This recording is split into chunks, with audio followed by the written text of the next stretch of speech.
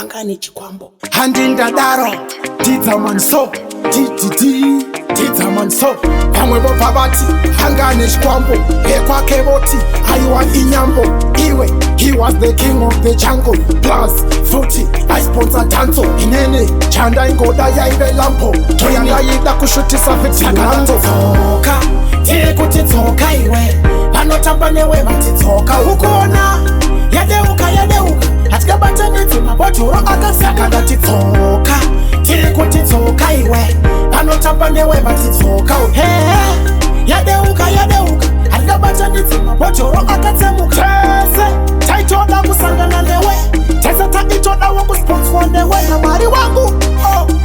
I swear tokuda asi hatidi kuenda newe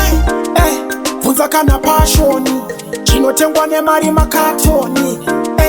upenyu hwatigoni nyangwe goridhe inozadza mugoti Dzoka tiri kuti Dzoka iwe vanotamba newe vati Dzoka ukona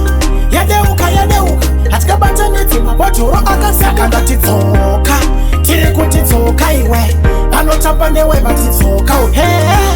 yadeuka hatikabatanidzi mabhotoro akatsemuka handi akatanga kufa aiwari uye kana afa chatera ndiani tenda mwari uri mupenyu mukaona matemangwanani apa panodiwa kapeya apa iwe heti unotema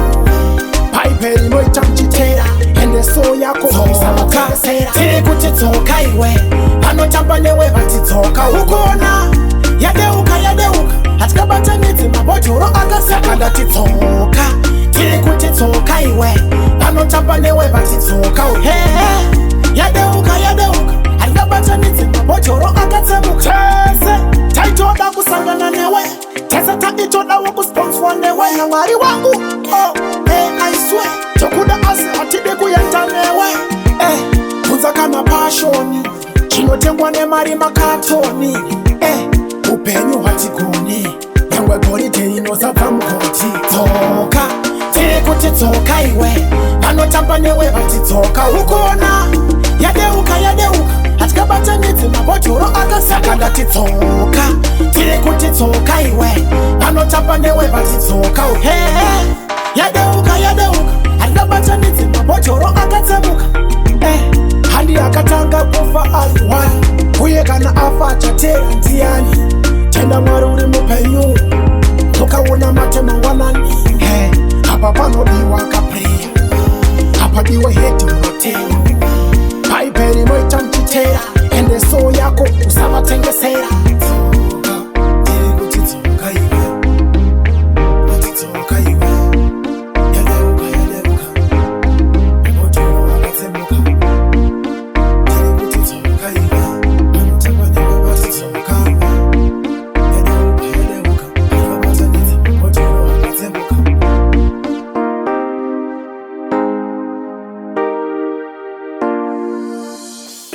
Shut the music.